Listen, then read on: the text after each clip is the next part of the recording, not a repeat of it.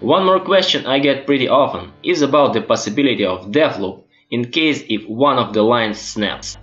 To check it, I took my 10-meter slingshot rally and went out when it was blowing about 20 knots, pretty well powered. Let's start from the steering line. Done. After drawing a wide arc, the kite falls down. I didn't feel anything special, no tendency to loop.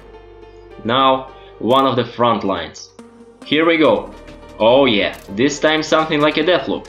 It spins really fast, however without any power. After a while, it just falls into the water by itself. I'm using the remaining line to flag the kite completely. Our experiment has shown that line snapping is not able to initiate a death loop, at least not that powerful and dangerous in case of rally. If you have other experience, let me know. As a little bonus, you have a chance to see what happens if both front lines snap. Here it is. The kite loses the shape and the power completely and falls down. As you can see, instead of cutting a temporary insert, I sliced both lines, including the real one.